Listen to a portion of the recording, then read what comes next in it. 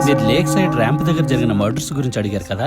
అవును సార్. నాకు గుర్తున్నంత వరకు సంచలనం సృష్టించిన 4 మర్డర్స్ ర్యాంప్ దగ్గర జరిగాయి. మొదటిది ఆస్తి గొడవలో ఒక ఫ్యామిలీ మరో ఫ్యామిలీని చంపేసింది. రెండోది ఒక అమ్మాయిని దారుణంగా రేప్ చేసి చంపి ముక్కలుగా నరికి పడేశారు.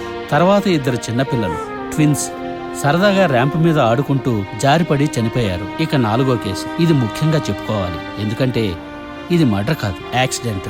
బహుశా అతను బాగా డబ్బున్నవాడు అవడం చేతేమో ఈ కేసు సెన్సేషన్ అయింది. అండ్ మోస్ట్ ఇంపార్టెంట్, ఇతను కూడా ఇండియన్ బ్రీడే.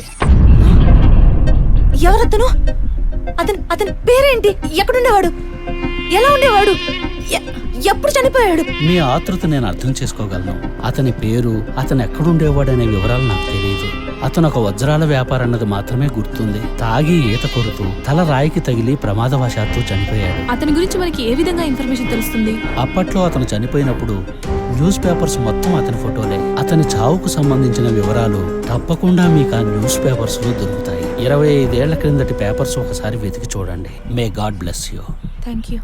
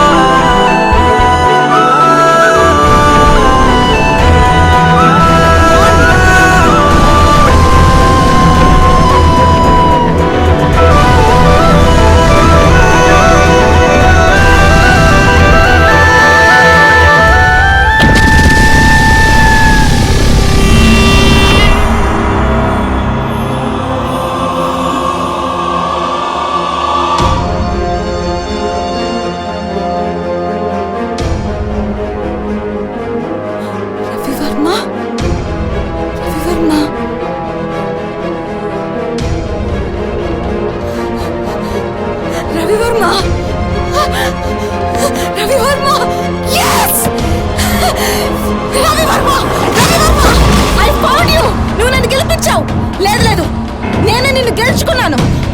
సమ్యు, ఇదిగో ఇతనే నా హీరో. ఇతనే నేను చెప్పింది. ఇతనే నా కళ్ళకు వచ్చేది. కళ్ళొచ్చే వ్యక్తి ఇతనేనా? ఎస్, ఇతనే నా ఆశకు ప్రతిరూపం, నా కళ్ళకు సాక్ష్యం. ఇప్పటి వరకు నా కళ్ళకు నువ్వు వచ్చావు రవివర్మ, కానీ ఇకపై నీ చావు వెనకాల ఎవరున్నారో నేను తెలుస్తా. అందరి ఆట కట్టిస్తా.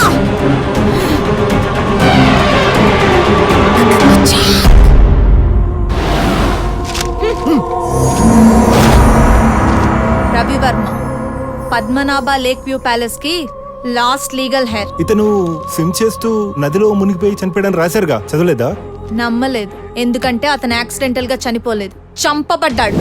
అందుకే అతని కేసు రీఓపెన్ చేయించడానికి వచ్చాను. రవివర్మ చావు ఒక యాక్సిడెంట్ కాదు, it's a pre plan murder. దానికి నేనే సాక్ష్యం.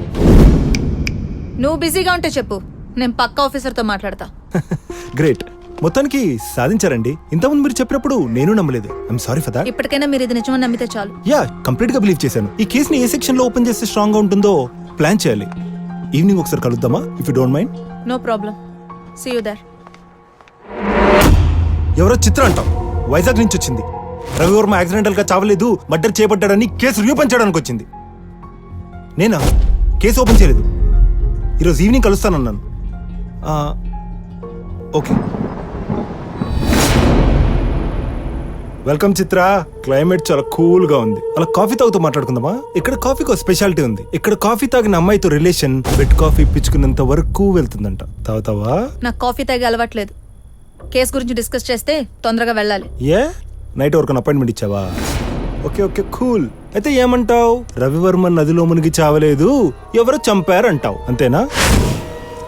అవును. రవివర్మ ఇంతకేమవుతాడా రవివర్మ? తండ్రా, ఫ్రెండా, లేక నీ తల్లి నుంచుకొని కడుపు చేసి పారిపోయినాడా? ఇంత అందమైన ఫిగర్ పెట్టుకొని బతికున్న వాళ్ళని సుఖపెట్టకుండా చచ్చిపోయిన వాళ్ళ గురించి కష్టపడతావేంటే? రా. ఏయ్, అవునే, చంపారు. అయితే ఏం చేస్తావు? ఓ, అంటే నీకు తెలుసు అనమాట. ఇన్ని రోజులు నేను చీకట్లోనే రాళ్ళేస్తున్నాను అనుకున్నాను. కరెక్ట్ గా టార్గెట్ లోనే వేస్తున్నాను అనమాట. వాళ్ళ నువ్వేం పీకలేవే. అంటే ఆ చావు వెనుకున్న వాళ్ళు. చెప్పాను కదే తెలుసు అని. ఏం చేస్తావు?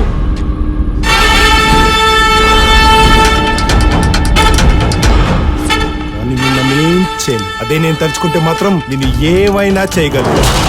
చేస్తాను. నీ పొగరు పిచ్చి నాకు తెలుసు. దాన్ని ఎలా కంట్రోల్ చేయాలో కూడా తెలుసు. ఏంటే అందరూ రేప్ చేస్తుంటే ఒకలా అరుస్తారు, నువ్వేంటే గురకబెడుతున్నావు? ఏంటే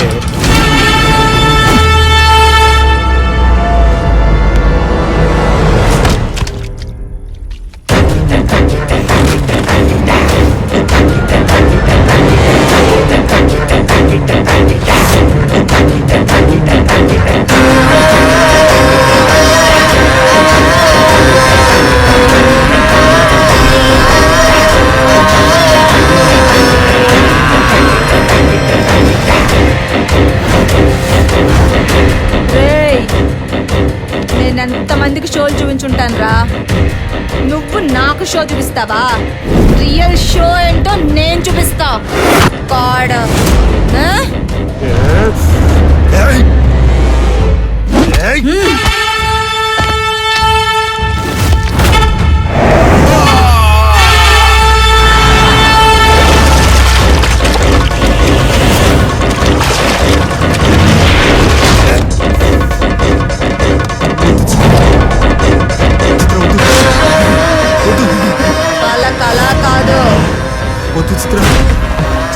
చిత్ర కాదు, చెప్పరా?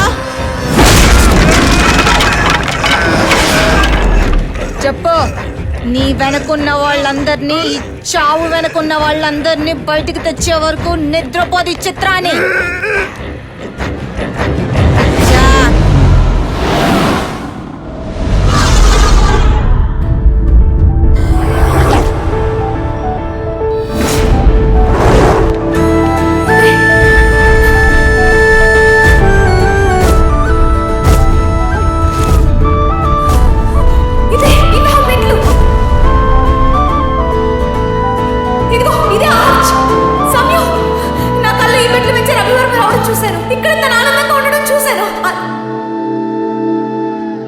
కానీ ఈ ప్లేస్ మీకలా తెలుసు అంటే మీకు ముందే తెలిసి నన్ను మోసం చేశారు కదా, నా దగ్గర దాచిపెట్టారు కదా. మేము దాచిపెట్టింది ఓ ప్లేస్ మాత్రమే, కానీ నువ్వు దాచింది ఒక రిలేషన్. చెప్పు చిత్ర, రవివర్మ నీ తండ్రి అన్నది అబద్ధం కదా? రవివర్మ మా నాన్న కాదన్న విషయం నీకెలా తెలుసు? ఎందుకంటే అతను మా నాన్న కనుక.